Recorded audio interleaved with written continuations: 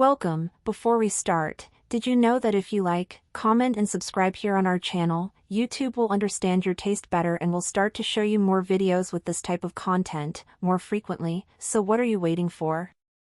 Subscribe here on the channel. The dinner table was unusually quiet, the clink of silverware and the occasional murmur of conversation the only sounds in the room. I could feel the tension building as Daniel went on, yet again, about his latest achievement. It wasn't even impressive, just some small success at work that he had turned into this grand story, as if it was the most monumental thing he had ever accomplished. His voice had that edge to it, the one that always accompanied his bragging. "Well, I don't know if you guys heard, but I was the one who closed that deal last week," he said, leaning back in his chair with that self-satisfied grin plastered on his face. I glanced around the table.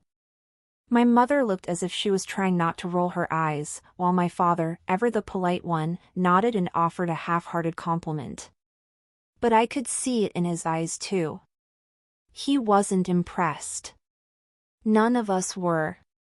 I tried to focus on my food, but I couldn't shake the irritation bubbling up inside me. It wasn't just the bragging itself, it was the fact that Daniel seemed to need constant validation. Everything he did had to be a statement. It was exhausting. I'd gotten used to it over the years, but tonight, it was different.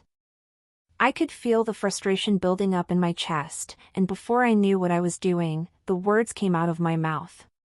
"You're not impressive enough to brag about," I said, my voice cutting through the silence like a knife. The room fell dead quiet. I froze, my fork midair. I had meant it as a joke, or at least I thought it would come out as one.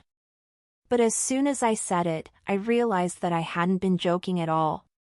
The words were sharp, pointed, and I could see the immediate effect it had on Daniel. His smile faltered, and the self-assurance that usually radiated from him dimmed just slightly. He looked at me, his expression hardening. For a brief moment, I thought he might laugh it off or say something sarcastic in return. But he didn't. He said nothing. I waited for a response, some sign that he wasn't completely offended. But nothing came. The tension thickened, wrapping itself around us all, suffocating the air in the room. It wasn't like him to remain silent. He always had something to say, some witty remark or clever defense. But tonight, he was strangely still, his gaze fixed somewhere over my shoulder, as though he was staring at nothing at all. I could feel the heat rising in my cheeks, a mixture of guilt and frustration.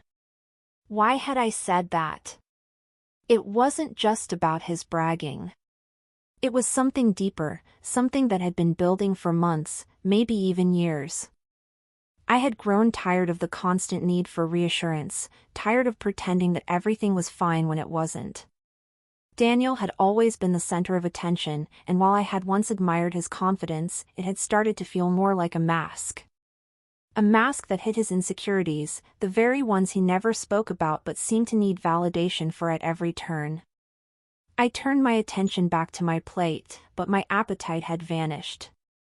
My thoughts raced, wondering if I had crossed a line, if I had finally pushed him too far.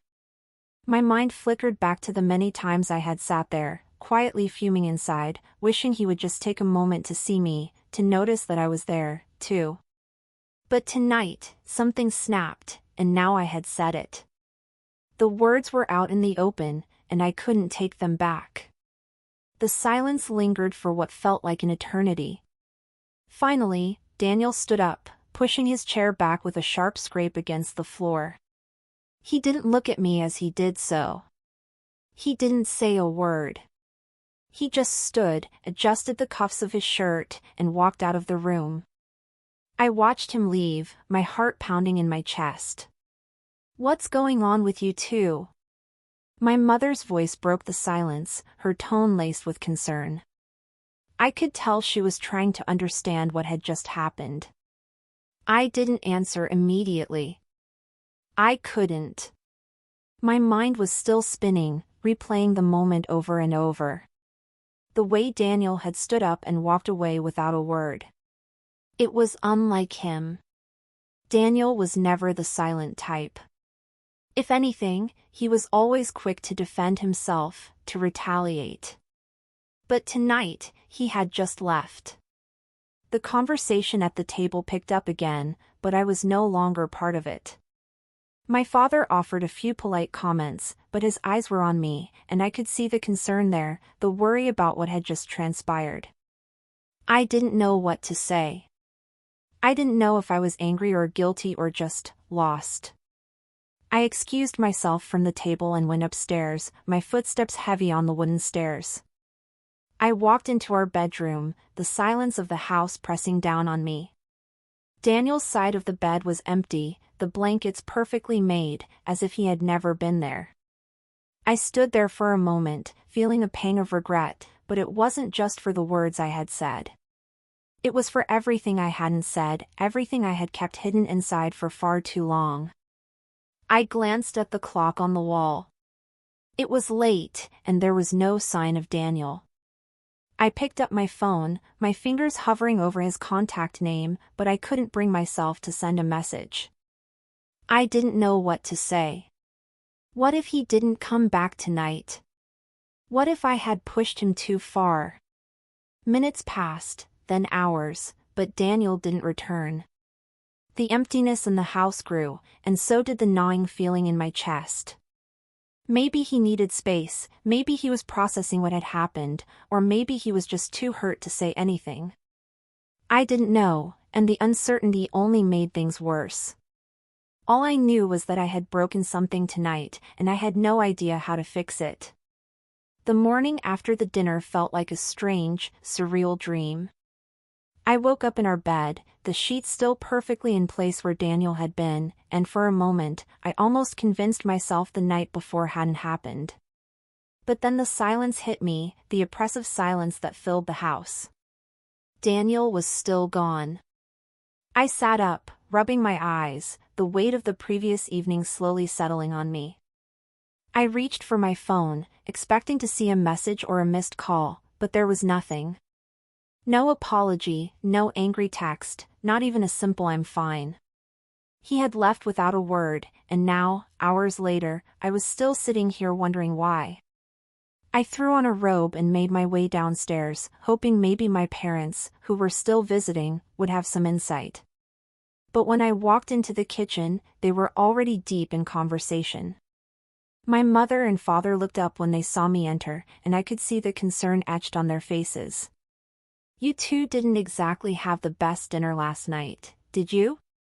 My mother's voice was soft, but I could tell she had been thinking about it all night. I didn't know how to respond. What was there to say? The words I had thrown at Daniel felt like they were still hanging in the air between us. I had meant them in the heat of the moment, but now that I had time to reflect, they felt cruel. I hadn't just insulted his pride, I had poked at something deeper, something I didn't understand until I saw the emptiness in his eyes after I said it. "I didn't mean it like that," I finally muttered, more to myself than to them. "You were frustrated," my father chimed in. "I get it. But you also know how sensitive Daniel is. He's not the type to take criticism well." I didn't want to hear that. I didn't want to be told that I had been too harsh, that I had gone too far. My frustration was justified, wasn't it? But hearing my father say it made me feel like I had done something wrong, even if I didn't fully understand why. I know, but I didn't mean for it to go that far. I stood there, my mind racing. I wanted to say more, to explain why I had snapped, but I wasn't sure I even understood myself. My mother didn't press me any further. She reached over and patted my hand, her eyes softening. "He'll be back when he's ready to talk. But don't wait too long to reach out, okay? He's your husband, not a stranger." I nodded, but in my gut, I knew that what had happened last night couldn't just be smoothed over with a quick apology. There was more to it, more beneath the surface that I hadn't addressed, and maybe that was why Daniel had left. Maybe it wasn't just my comment, maybe it was everything that had built up between us over time. I tried to distract myself by getting ready for the day, but nothing seemed to hold my attention. I kept glancing at the clock, waiting for a call or a text, but the minutes dragged on without a sound. It wasn't like him to disappear like this, especially not without some kind of explanation. And yet, he was still gone. The longer he stayed away, the more uncertain I became. I went about the day in a haze, doing the bare minimum of what was expected of me, checking emails, making small talk with my parents, pretending that everything was fine. But I couldn't shake the feeling that something was deeply wrong. The cracks in our marriage that I had ignored for so long were starting to widen, and I was afraid that maybe Daniel was never coming back. It was late afternoon when my phone finally buzzed. My heart skipped a beat as I grabbed it, only to see that the message wasn't from Daniel, it was from Rachel, his sister. I hadn't spoken to her in weeks, but she often reached out to me, especially when there was something important going on with Daniel.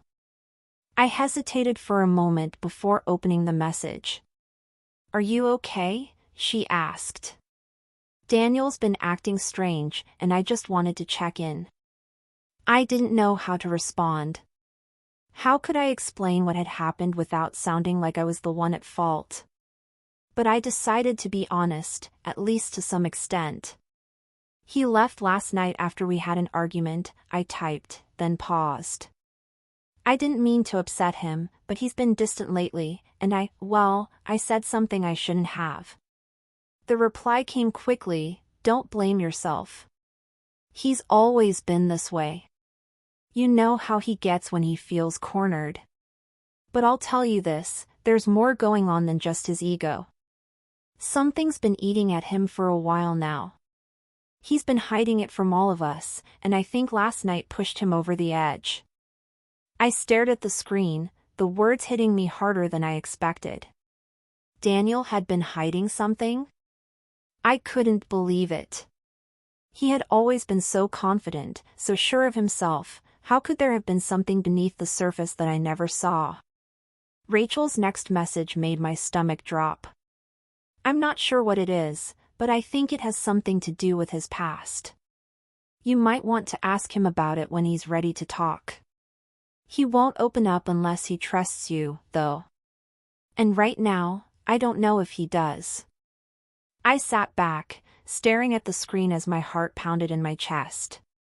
What did she mean by that? Had I really pushed him so far that he no longer trusted me? The thought made me feel sick, but deep down, I couldn't deny that something had shifted between us. It wasn't just the argument from last night. It was everything that had been building for months, maybe years.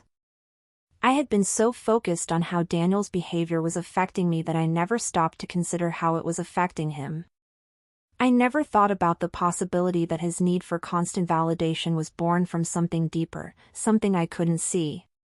And now, I was left to wonder if I had been blind to all of it. I set my phone down, the weight of Rachel's words sinking in. Maybe I didn't understand Daniel as well as I thought I did. Maybe this wasn't just about the argument. Maybe it was about something much bigger, something that had been festering beneath the surface for far too long. And now, I had to figure out how to fix it before I lost him for good. But how could I fix something that I didn't even understand? The days that followed felt like they were dragging on endlessly, each one more suffocating than the last. Daniel still hadn't come back, and the house had never felt so empty. I spent my time wandering from room to room, pretending to occupy myself with the mundane tasks of everyday life, but my mind was consumed by one thing, him. I couldn't stop thinking about the silence between us, the way he had left without a word, and the weight of his absence that seemed to hang over everything. I had hoped that maybe time apart would give him space to cool off, to process what had happened. But as the days turned into a week, I began to realize that I was the one who needed to process what I had done, what I had said, and why everything had gone so wrong. I had always believed that Daniel and I were solid, that we could withstand anything. But now, standing in the quiet of our home, I wasn't so sure anymore. One evening, as I sat alone at the kitchen table, my phone buzzed, breaking the stillness. I almost didn't want to look at it. Part of me was afraid that it would be another reminder of the distance between us, another message from Rachel or my parents checking in on me. But when I saw Daniel's name flash across the screen, my heart skipped a beat. I stared at the phone for a moment, unsure of what to do. Should I answer? Should I wait for him to say something first? My fingers hovered over the screen, but I didn't have the words. I hadn't even known what to say when he left, so how could I possibly find the right thing to say now? Finally, I took a breath and swiped to open the message. It was short and to the point. Can we talk tonight? I stared at the message for a moment, feeling both relieved and anxious. He wanted to talk. That was a step forward, wasn't it? But as soon as I thought that, a new wave of uncertainty hit me. What if he was just trying to end things? What if this was his way of telling me that he couldn't do this anymore, that he had had enough of me and my hurtful words? The thought was almost too much to bear. I typed back quickly, almost too eagerly, of course. When? His reply came almost instantly. I'll be home at 7. 7 o'clock. That was only a few hours away.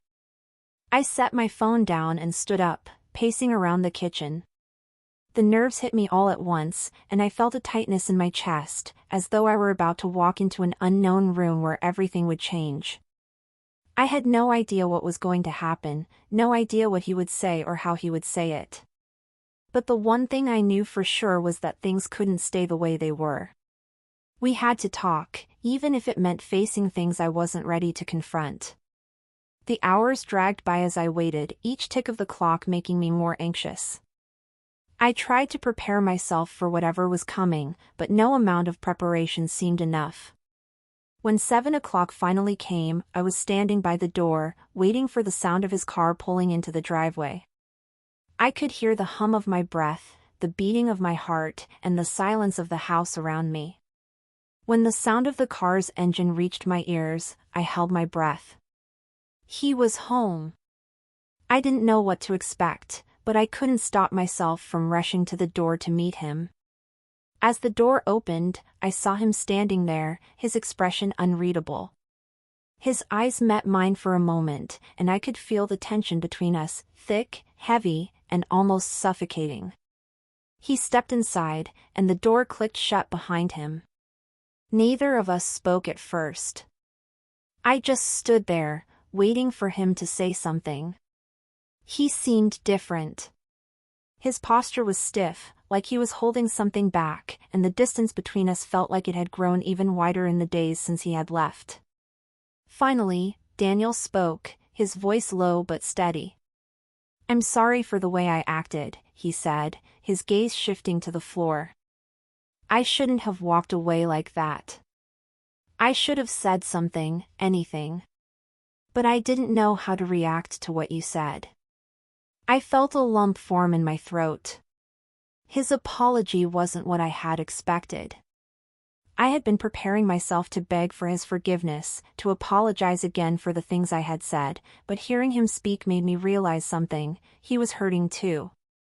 Maybe he wasn't as untouchable as I had always thought. Maybe he was just as vulnerable as I was.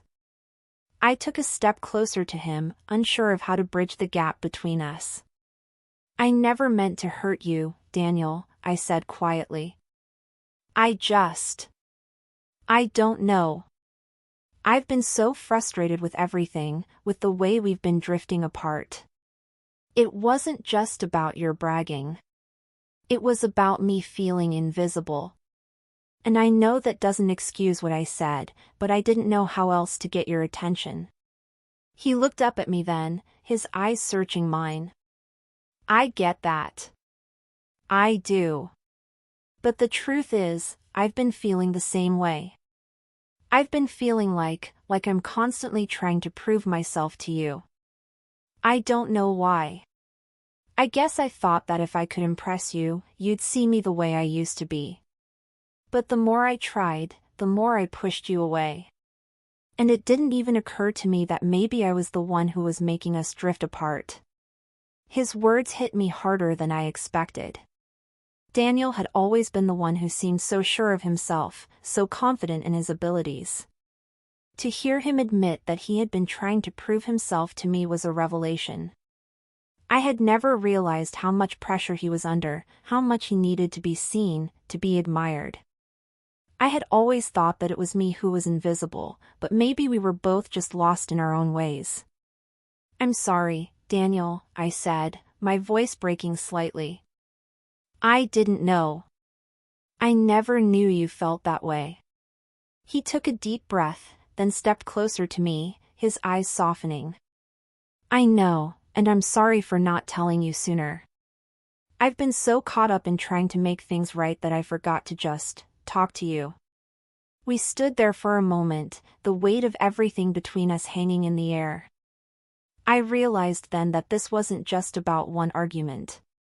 It was about years of silence, of unspoken feelings that had built up over time.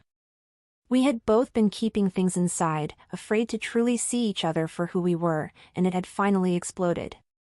"I don't want us to keep going like this," I said, my voice steady now. "I want us to be able to talk, really talk, without fear of hurting each other." He nodded, his expression softening. "Me too. I don't want to lose you, not over something like this." And in that moment, I realized that maybe we weren't too far gone after all. Maybe we still had a chance to rebuild what had been broken, to understand each other in ways we hadn't before. It wouldn't be easy, but for the first time in a long time, I felt like we were on the same page again. "We'll figure this out," I said, and this time, I truly believed it. The days after our conversation passed in a strange, quiet harmony. We didn't jump into fixing everything at once, but we did start to rebuild, piece by piece. The tension that had once suffocated the air between us started to lift, slowly, as we both adjusted to a new reality. A reality where honesty and vulnerability took precedence over pride and silence. At first, I was tentative. I caught myself second-guessing my every word, wondering if I was doing enough or too much.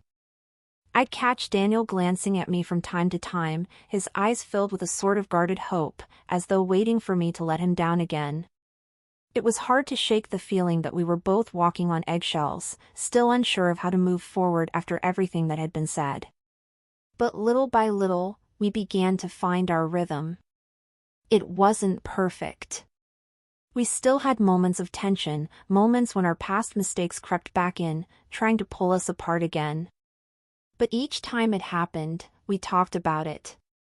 We didn't let it fester or simmer until it became something more.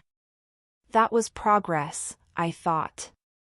One evening, we were sitting on the couch, the television playing softly in the background, but neither of us was really watching. It had become a kind of tradition for us to share these quiet moments, where the world outside didn't matter, and we could just be in the same space without the need for constant conversation. I liked these moments. It felt like we were reconnecting, not with words, but with a kind of shared presence. It was something we had lost somewhere along the way, and I was determined to keep it. Daniel broke the silence first. His voice was quiet, almost hesitant, as though he wasn't sure if he was ready to ask the question he was about to ask. "How are you feeling about everything between us?" I looked at him, surprised by the question. It wasn't the kind of thing we usually talked about openly. We had always danced around our feelings, avoiding the deeper conversations that might lead to uncomfortable truths. But this time, something felt different. There was no judgment in his voice, no defensiveness. Just a simple question, asking me to share what was going on in my heart. "I'm better," I said slowly, choosing my words carefully. "I still think about everything we've been through, and I know it's not going to be easy. But I feel like we're actually trying now, trying to fix what's broken." Daniel nodded, a faint smile tugging at the corner of his lips. Yeah, me too. It feels like we're starting over, but with all the lessons from before, you know? I smiled at that. Yeah, I do know. It's like we're not just pretending everything's fine anymore. We're really facing it. He shifted a little, turning to face me more fully.